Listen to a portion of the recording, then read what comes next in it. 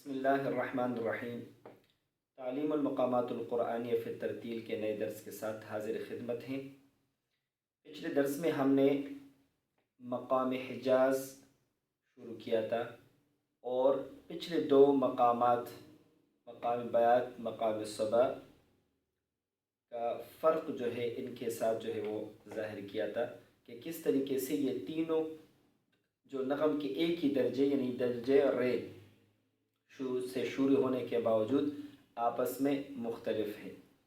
اس کے بعد ہم نے ترتیل کے اندر کہ مقام حجاز آپ کیسے شروع کریں گے اس کے بارے میں ہم نے بات کی تھی، اور بات یہ تھی کہ بقیہ مقامات کی طرح بیات کے علاوہ ابتدا میں بیات کے علاوہ ہر نیا مقام جو ہے وہ ادنیٰ جواب سے شروع ہوگا۔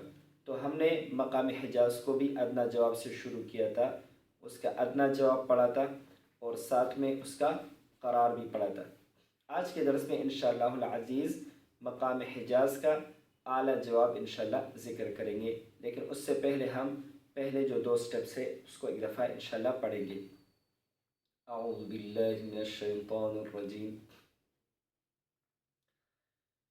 بسم اللہ الرحمن الرحیم۔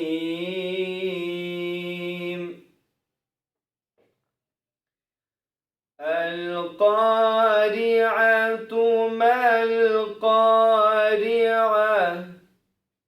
وما أدراك ما القارعة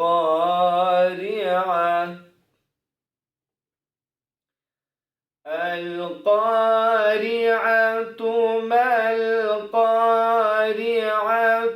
وما أدراك ما القارعة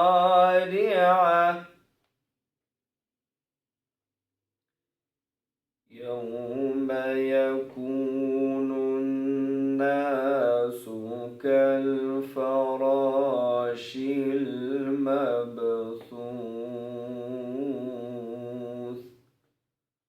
وتكون الجبال كالعهن المنفوش۔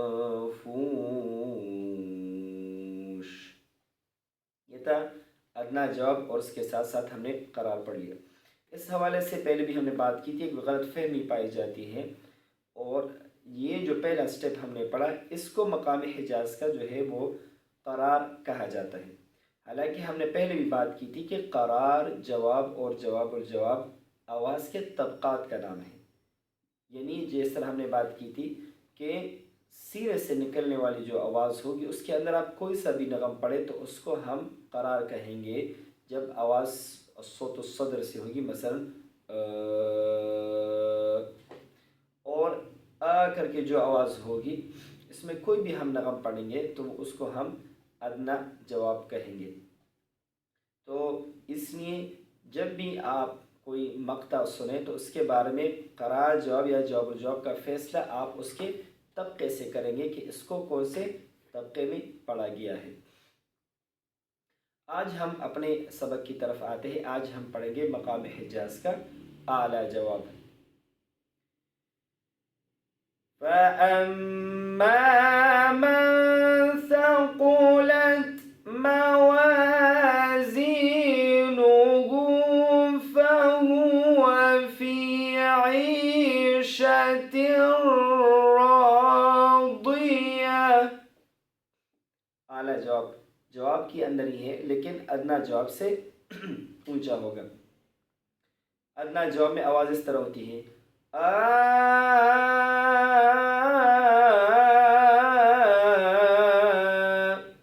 اور اعلیٰ جواب میں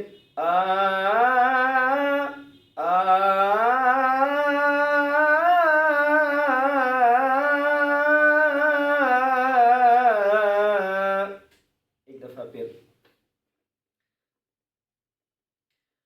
فَأَمَّا مَنْ ثَقُلَتْ موازينه فهو في عيشة راضية تھا ہمارا آج کا سبق مقام حجاز اعلیٰ جواب کے بارے میں۔ اعلیٰ جواب کو مختلف قراء مختلف طریقے سے پڑھتے ہیں۔ عموماً اس میں ایک دفعہ اٹھ کر پھر نیچے آیا جاتا ہے، پھر اٹھ کر پھر نیچے آیا جاتا ہے، لیکن چونکہ شروع سے ہم نے ان دروس میں آسانی کے لیے یہ طریقہ رکھا ہے کہ ہم بنیادی لیول سے شروع ہو کر اوپر کی طرف جاتے ہیں اور پھر نیچے آ کر اس کو ختم کرتے ہیں۔ جو دو بنیادی حرکتیں ہم نے بیان کی تھی، حرکت صعوداً، حرکت نزولاً، تاکہ ابتدا میں سیکھنے میں سمجھنے میں آسانی ہوتی ہے۔ عموماً قرآن اس کو اس طرح پڑھتے ہیں، مثلا فَأَمَّا مَنْ ثَقُلَتْ موازينه فهو في عيشة راضية، اس طریقے سے پڑھتے ہیں، لیکن چونکہ ہم ابتدا میں سیکھ رہے ہیں تو اس کے لیے آسان طریقہ یہ ہے کہ ہم جو ہے سب مقامات اور ہر مقام کے ہر سٹیپ کے اندر صرف اس دو حرکات کو مد نظر رکھ کر پڑھیں گے تو انشاءاللہ جو ہے آسانی ہوگی۔ ایک دفعہ میں پھر پڑھتا ہوں۔ فَأَمَّا مَنْ ثَقُلَتْ موازينه فهو في عيشة راضية۔ یہ تھا ہمارا آج کا سبق مقام حجاز اعلیٰ جواب کے بارے میں۔ انشاءاللہ العزیز اپنے اگلے درس میں ہم مقام حجاز کا اعلیٰ جواب سے جواب الجواب اور ڈائریکٹ جواب الجواب انشاءاللہ پڑھیں گے۔ السلام علیکم ورحمۃ اللہ وبرکاتہ۔